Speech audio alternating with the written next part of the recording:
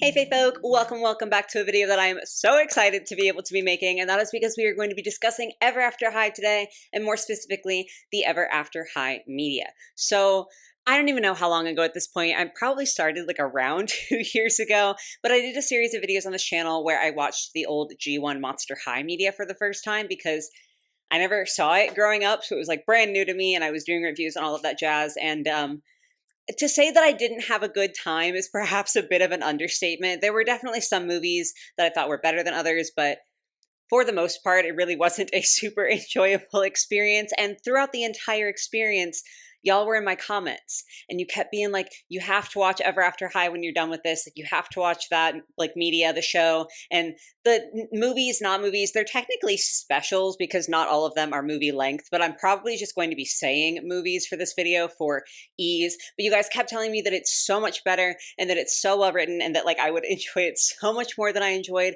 Monster High. So I gave in, I gave it a whirl, and I am so happy to say you guys are absolutely correct. So today we're going to be discussing my thoughts and opinions on the Ever After High media. Now, this is just going to be one big video. With the Monster High media, I did do individual videos for the webisodes and then for each of the movies. I'm not going to be using that same format this time, mainly because I think that the vast majority of what I have to say is not about individual plots of individual movies, but it's about the overall storytelling of Ever After High and especially how it compares to its sister brand, Monster High. So that is what we are going to be discussing today. Of course, as per usual with my videos, before I can get into the actual content, I do have to give a couple of disclaimers. The first is the typical disclaimer that this is all just my opinion. You're absolutely free to disagree with me on the things I say as long as you can be respectful about it in the comments down below. I also do have my phone here because I have notes written down, so if at any point you do see me glancing down there, it's just because I want to make sure that I don't forget to say anything. I'm really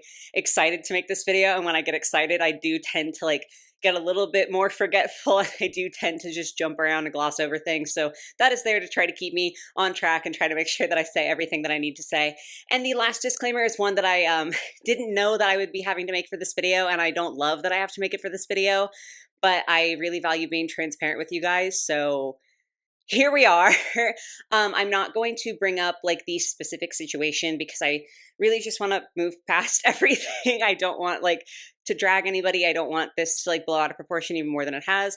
But if you know, you know. I have had, there's cat hair floating around. I have had a problem recently with the fact that I always make the disclaimers in my videos that it's just my opinion and I don't care if you disagree with me as long as you can be polite. And in a recent opinion video, that was not how it was received by a certain group of people, and especially one specific person. Again, I don't want to name names. I'm not trying to bring this up to draw it out. That's not what I want to do. I'm genuinely I really wanted to not bring it up at all, but to be perfectly honest with you guys, I'm really nervous to be sitting down in front of a camera, and I feel a little bit strange admitting that because I think that there is a perception that being someone who creates content, I open myself up to criticism, and I absolutely do understand that, and I welcome that, and I want people to watch my content critically. I want people to disagree with me sometimes. I want people to, if I make a mistake, call me out on it, but that's not really what I felt like happened recently, and I'm just really anxious, and I think that content creators are sort of seen as people who are supposed to be above that and supposed to not let it affect them. And I mean, that's even something that we're sort of taught in general, or at least I was taught in general, was always be the bigger person and never let someone else's words get to you. But the truth is that sometimes you can't help but let someone else's words get to you. I'm going to be fine. I'm fine. It's not that serious. I just am a little nervous. So if my energy seems off this video, it's because even though, spoiler alert, this is going to be a much more positive opinion video, making a video so soon after that is opinion based has me just feeling a little bit anxious, and I know that that's probably silly and it's probably going to be fine, and I'm probably just a little bit too sensitive because I understand that I am a very sensitive person. I don't know, I feel really bad including this and really weird including this, but again, I value being honest with you guys, and I just felt like I needed to say if I do seem a little bit weird, or maybe if I'm consulting my notes a lot, it's because I'm a little more anxious than normal. But that's the negative stuff we had to get out of the way. The point of the video is that we do have a lot of really wonderful things to talk about. So let's go ahead and jump into the actual body of the video and start reviewing the Ever After High content. Now, I know I said let's like move past the negativity, but I do have to make some critiques first. So the way that I'm going to be formatting this is I'm going to be talking about the few negative things that I have to say about Ever After High, and then I want to talk about some of like the tiny positive things that just don't really fit into the overall theme of the video, and then we're going to get into the big juicy good stuff. So to start off with the negative, just because I want to get it out of the way, I want to be able to end this video on a positive. I would be remiss in making a video on the Ever After High media if I didn't mention the fact that Ever After High definitely has a diversity problem. The vast majority of its characters are very, very pale. And like, I'm definitely not the first person to point that out. But again, I just feel like it would be inappropriate of me to make a video commentating on the Ever After High media and not mentioning that. I feel like sometimes in this sort of situation, people want to be like, oh, well, it was a different time. And personally, I've never been a huge fan of that argument because like just because it was a different time and certain negative behaviors were more accepted doesn't mean that they weren't always negative behaviors, right? Like racism has always been bad regardless of the fact that it used to be more accepted than it is today. Sexism has always been bad regardless of the fact that it used to be more accepted than it is today. Like I just don't really love the argument in general, but I'm bringing it up because I especially don't really think that it applies to Ever After High. Not only because it is like a relatively recent piece of media, you know, it's like a decade old, which in the grand scheme of things is not that old, but especially because it is the sister, like I almost said company, but that doesn't feel like the right word. The sister brand to Monster High. And while I have made my critiques on the G1 Monster High media before, when it comes to their diversity, they definitely had characters from different cultural backgrounds, of different skin tones, and all of that. So with that being made concurrently to Ever After High, I feel like you definitely can't be like, oh, well, it was just a different time, because it's like stuff being made at that time was more diverse. And even the sister company to Ever After High was more diverse. So like, yeah, it sucks. It sucks that like Ever After High has a predominantly white cast and other cultures and races aren't super represented. So we have to just get that out of the way. With that much more serious negative out of the way, the only other negative that I have to reference, or like the only other negative that came to mind when I was sitting down and like writing notes for this video, is that there wasn't enough of the Ever After High media, which is an excellent negative to have. Like if you're going to critique something and that's your critique of it, is that you wish there was more. That's kind of a positive negative thing, you know. I just really wish that we could have seen more with certain characters. I think the media that we did get was really effective and really wonderful, and we're going to be going into why in a moment here. And I just want more of it. Like especially Cupid comes to mind. I know there was supposed to be a special plan that was a crossover between Monster High and Ever After High, because Cupid is a character that is present in both of those franchises, and like she moved from Monster High to Ever After High. I would have loved to have been able to see that. I think it would have been so cool to get to like actually have that special come to fruition. And Cerise is another character that I wish we could have seen more. I think she has a really interesting storyline and like a really interesting character concept. And I just want more of it. So like it is a negative because it's like technically a negative feeling to be like, oh, I'm sad this isn't there, but also I'm kind of slipping into the positive. So let's go ahead and shift into the positive things. There are two positive things that don't really tie into, as I said, the overall theme of this video. So we're going to be discussing them just real quickly here. Also, side note, I don't think I said this in the beginning. I'm not really going to get into characters specifically, really, for the most part, because I do plan on doing a character ranking video. So I'm going to be talking more in depth about each character and my feelings on them in that video. We're kind of really focusing on plot and storyline in this one. So first minor positive, I guess you would say, is the art style. I think it's so cute. Like the animation is just so precious. I think it really does fit the theme of Ever After High, like the theme of a high school full of fairy tale characters. I just think it's so charming. There's something really wonderful about it. I really do enjoy it. I honestly kind of wish the dolls looked more like the animation, especially in the faces. I know a big critique of Ever After High as a doll franchise specifically is the quote-unquote pancake faces. And while I do think some of them are still really pretty dolls, some of them definitely I think are not as good because of the faces. And I wish that we had gotten like a doll style that was a little bit more similar to the art style of the show and the specials, because it's so pretty. And then the other positive thing that I wanted to point out was I really, really loved, oh my God, I didn't give a spoiler warning. It's a little bit late. Spoiler warning.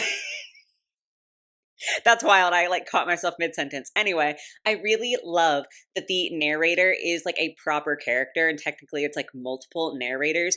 I just think that's like a fun concept in general. It's definitely not something that's entirely unique to Ever After High. Like I can't think of any examples off the top of my head, but I feel like I've seen other like shows or maybe read books where the narrator is also a character, but I think it just fits in so well with the themes of Ever After High. Like the fact that it is again a like fairy tale school of like high school students who are supposed to be playing out these fairy tales. Narrators are really important in fairy tales, and so to have the narrators also be characters and especially have the narrators kind of go on a similar journey or have like similar debates as the characters that we see in like the story proper.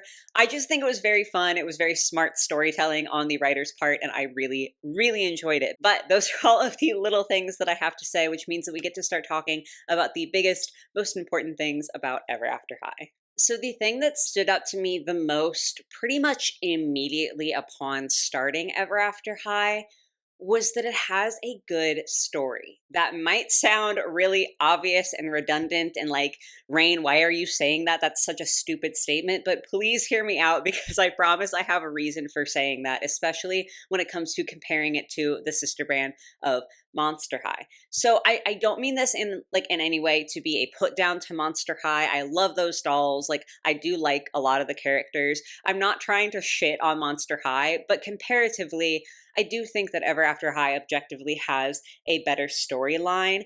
And I think the reason is that Ever After High feels like a story that needs to be told that just so happens to fit in with selling fashion dolls. Whereas Monster High feels like a cool concept to sell fashion dolls, but you have to sort of make a story work around that. Does that make sense?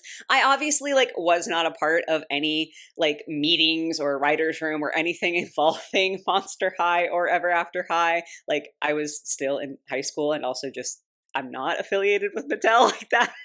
So I don't know for sure, but it feels to me like Monster High started as this concept of like, oh, what if like monsters had kids that had to go to a high school and like that would be an interesting idea for a doll line.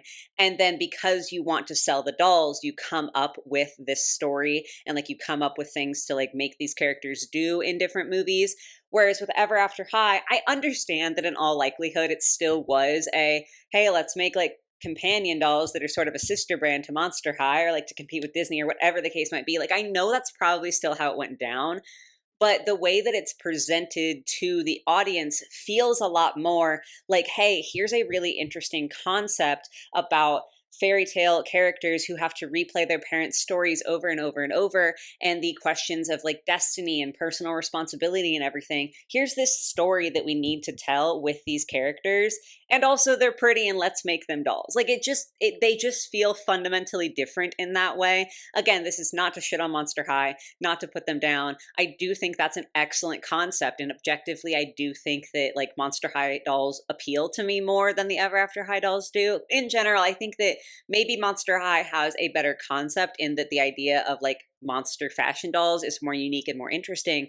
But I think Ever After High just actually has a story to tell, whereas Monster High tells stories to sell the dolls. I don't know if that makes sense. Hopefully it does. Kind of building off of that, the second thing that I love so much about Ever After High, maybe one of the best things about Ever After High, is the fact that it feels like it actually tackles overarching themes and overarching plot lines. With Monster High, you like do not have to watch Scarus and Escape from Skull Shores and Boo York to understand what's happening in Great Scarier Reef. Like you just don't. All of the movies are very standalone, very much like you can just watch this and you do not have to watch anything else. And while Ever After High's movies are similar in the sense that I do think they stand alone fairly well, like you can absolutely watch Spring Unsprung without having seen any of the previous media and still understand the general gist of things, and I think you can still enjoy it. You get so much more out of Spring Unsprung if you've also seen Legacy Day and True Hearts Day and Throne Coming. Like they just stack on top of each other so much more nicely, and like there actually are interconnected lines of story and plot and things that change and travel through each movie, so you can watch them individually, but you also get a better experience if you watch them sort of all together in the correct order. Whereas with Monster High, it really doesn't feel like you have to do that in any capacity, and it doesn't even feel necessarily like you get anything out of that. Like with Ever After High, again, you can watch like the fifth movie, Way to Wonderland. You can watch that by itself. It's perfectly enjoyable, but there's so much context that you get from watching the other movies. Whereas, like, I truly don't think there is any connection between Skull Shores and Great Scary Reef aside from the fact that the same characters play in both films. And that's kind of just me saying at a baseline, I like the fact that Ever After High had overarching plot and overarching themes, and then you get into the individual themes and they're also just absolutely fabulous. For one thing, I think that they are themes that definitely apply to the target audience of like maybe tween to teenagers, somewhere in there, like younger kids, but also could apply to people honestly at like any point in life. They're very broad themes and themes that you can definitely apply to whatever situation you're currently in. We've got themes like when you should be putting yourself first versus when you should be putting other people first, and the concept of destiny, and struggling with the idea that society or your parents might want you to do something that maybe you don't want to do. Hello, Miss Weiss. I know you're also an Ever After High fan, aren't you? You also get the theme of like privilege in there. There's just so many good themes. So I do want to discuss each of them individually a little bit because I like themes and I'm interested in this, and I just think Ever After High really did such a wonderful job. Can you tell I actually enjoyed this media? So when it comes to the theme of whether it's right to like do things for yourself and put yourself first, or whether it's right to put others first, I love that it's complicated. I think that that's really nice because I think that sometimes people have a tendency to want things to be black or white, but oftentimes things are shades of gray in our world. And there are times where it's going to be correct to put yourself first. You should not always be putting other people first to your detriment, because you're going to get burnt out. And then if you don't take care of yourself, you just end up being sort of a shell of a person. But on the flip side, you shouldn't always put yourself first, because that would be selfish, and like other people also matter, and like you should have empathy for other people. So I think it's really interesting to see Raven and Apple, especially, like this is sort of the titular concept, I guess you would say, struggle, because Apple wants to just follow her destiny, and Raven is struggling with this idea that she doesn't want to follow her destiny. But should she put herself first and choose to do her own thing and carve her own path? Or should she put the needs and the wants of her friends first? Because she's friends with Apple. She doesn't want to disappoint Apple. Like, should she do what Apple wants because that's being kinder to other people? I think it's a really difficult question, a really complicated question. And I like the fact that Ever After High was willing to tackle it. And I like the fact that at the end, you sort of see that there's not necessarily a clear-cut answer, because again, it's shades of gray. There are times where you should put yourself first, and there are times where you should take care of those around you first. And there's like a right way to sort of balance that. Reese, you are getting fur all over the mic and you are hitting it so much, you little angel. I love you. You're such a cutie, but I'm trying to talk about other things. Anyway, so yeah, I just think that that's a really effective thing that they have built into the story, and I really like that they didn't try to push one answer as being fully correct. It's not you should always put yourself first. It's not you should always put your friends first. It's complicated, and that can be said for all of the themes, honestly. I think the idea of like destiny and then like societal pressures do kind of tie in, especially when you get to like a real world correlation here, because depending on like your belief system, people don't necessarily have destinies the same way that like Apple and Raven have a explicit fairy tale that they are supposed to copy as closely to the letter as they can, right? Like it's not necessarily like that, but people do face pressures, whether that is from your parents. Maybe your parents want you to grow up to be a doctor, and like your passion is art, and you get squeamish at the sight of blood, and you don't want to be a doctor at all, but they are raising you and like putting so much pressure onto you that you should be a doctor. Or maybe it's not your parents. Maybe it's just society in general. Maybe you're growing up as a man and you're being taught that you should marry a woman, but that's not how you feel and you want to marry another man.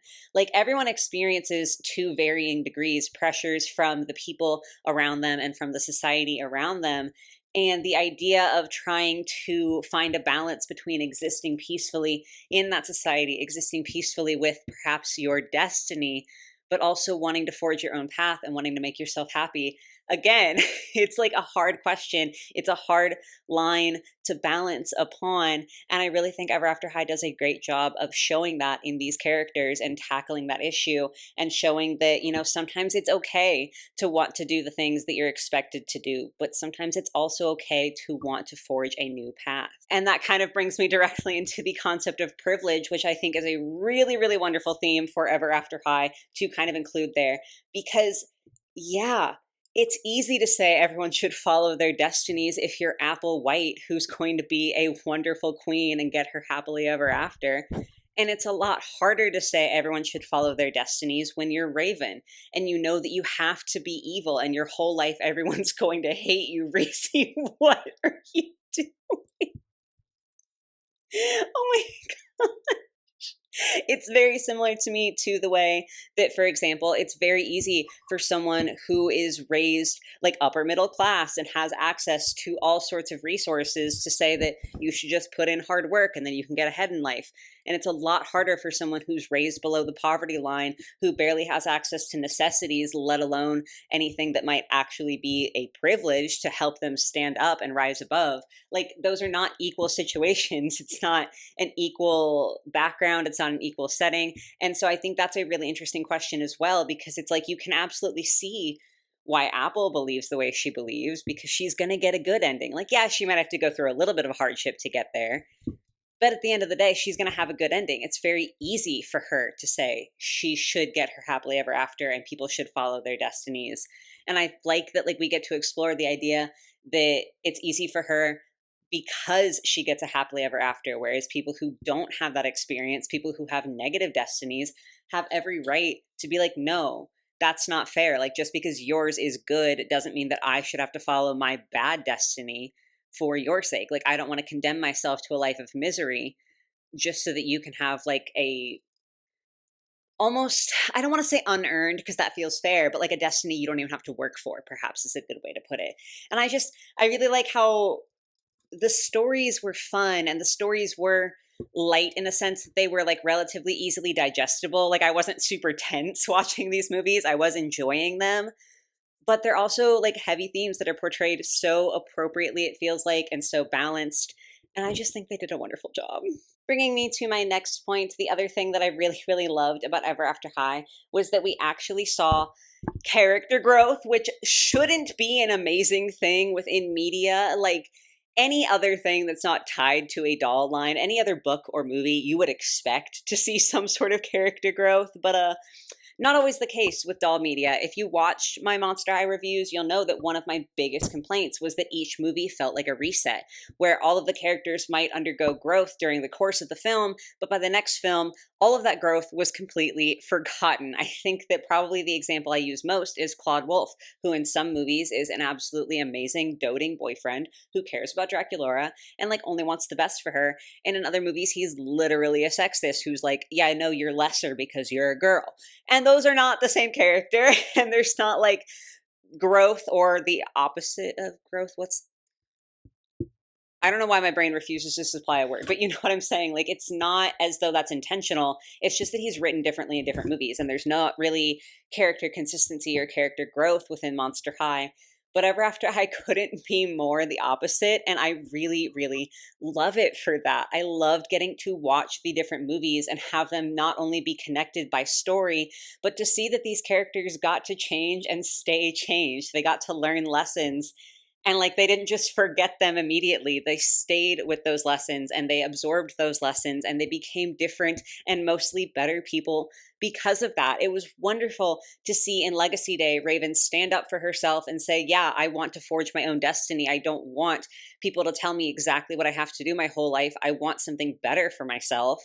And then you see her by way to Wonderland, where she still believes that, but she's doubting herself and she's wondering if she made the right choice because she really values her friends and she doesn't want to put them at risk with her actions. You see Briar and Ashlyn, who originally are on the royal side of wanting to follow their prescribed destinies. And part of that, I do think, is because they're like super close friends with Apple, who's like the head of the royals and the one who's really spearheading the idea that everyone should follow their destinies. And they want to stay loyal to their friend. And also, they do technically get happily ever afters at the ends of their stories.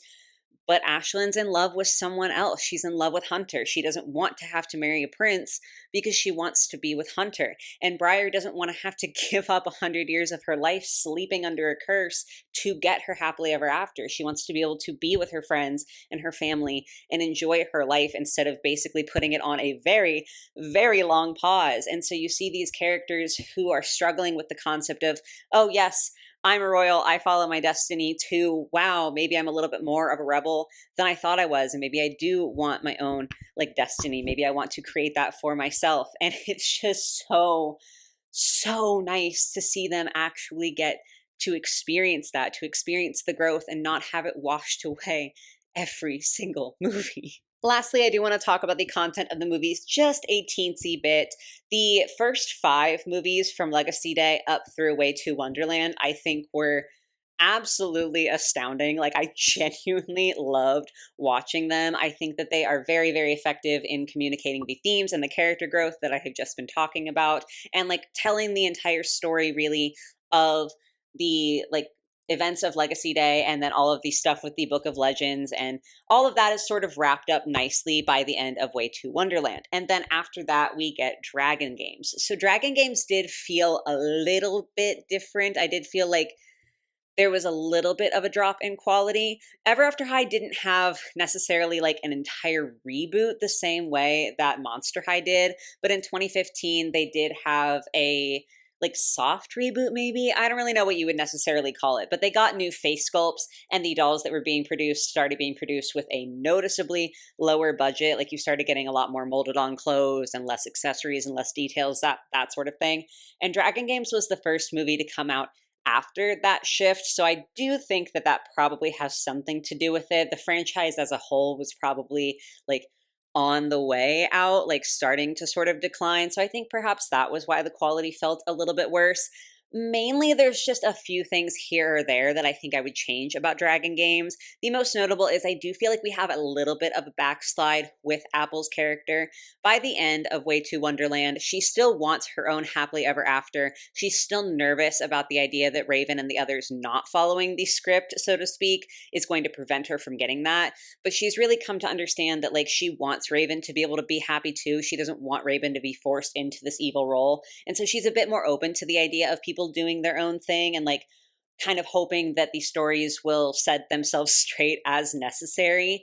And then at the beginning of Dragon Games, we see her backslide into being much more afraid of Raven not following through with her destiny and much more desperate in that way. And I don't think that that's an unbelievable backslide for Apple's character. I think it's very natural for human beings to sort of waver on these sorts of really, really serious concepts.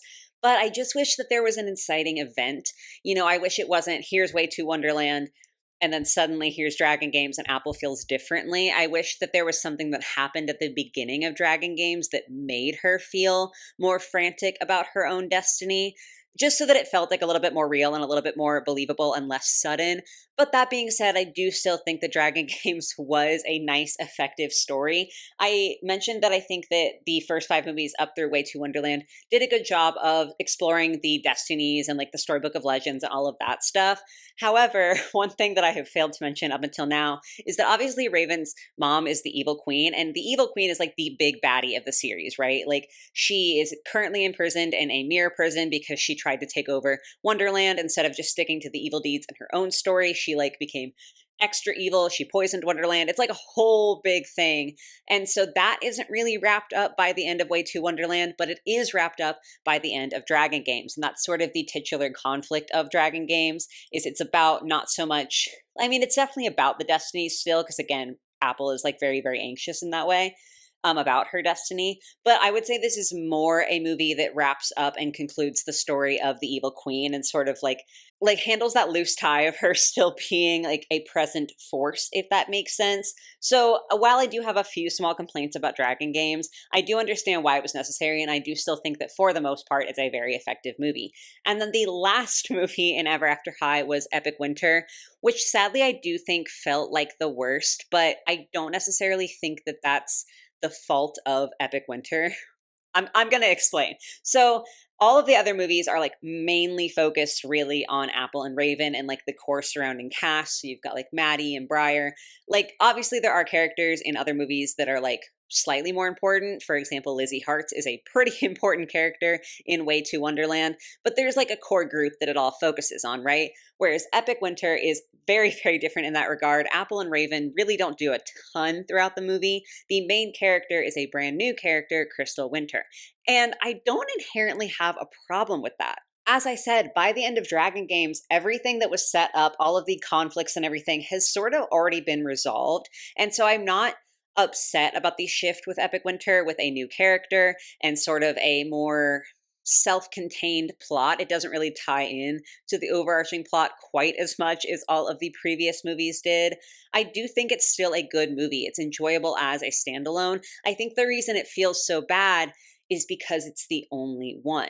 If we had continued getting Ever After High media in each movie instead of focusing on the overarching theme, because that's sort of been mostly dealt with, if each one after that was about different characters and we got to focus on different characters that didn't get to share the spotlight as much, I think that would have been very effective. Again, I would have loved to have gotten the Cupid special, and getting a movie about Cerise I think would have been absolutely phenomenal. I think that it could have been a very nice sort of part one and part two style situation where if part one was handling like the big like meat of the series, like the tough questions, and that's all the way up through Dragon Games, and then you have Epic Winter and like three other movies that are all more character based and they're about individual character stories that didn't get explored in the first part, I think that would have been very effective. I think that would have been a very natural transition and a very acceptable transition between like the heavier, more overarching plot lines and then sort of delving into different stuff. But Epic Winter is the last Ever After High special, so we didn't get that. So I think it feels worse and feels like a much less enjoyable movie compared to the others because it is forced to stand alone. If you just look at Epic Winter, I do think the story is perfectly engaging. I think it's perfectly interesting. I enjoyed watching it. I just think it suffers because we didn't get anything that was comparable to it afterwards. And so it feels very isolated rather than feeling like a natural segue into a slightly different style of storytelling that it could have been if we'd just gotten more movies. I do feel like it's a little bit of a bummer to end the like movie section and be wrapping up the video on what I would say is the worst Ever After High movie, but I truly cannot emphasize enough.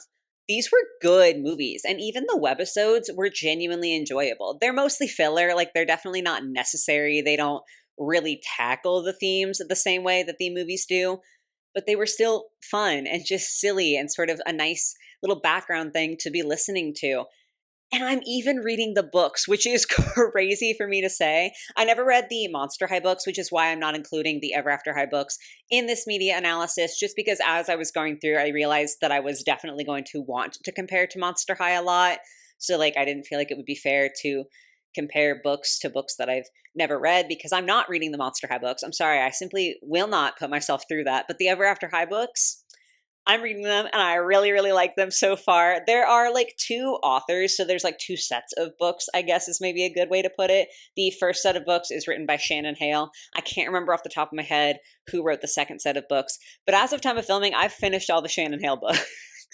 Like I genuinely am enjoying those. They offer sort of just extra context and like extra stories, and it's really, really nice to get to see these characters on paper too and get to read different stories about them. Like that's how much I enjoyed the Ever After High media. I cannot explain just how much more I liked it than I thought I was going to. I really did go into this thinking it was going to be a slightly better version of what I experienced with Monster High, but it has absolutely captured my heart. I think about Ever After High all the time now. I'm constantly thinking about the different characters and just like imagining them and thinking about their stories.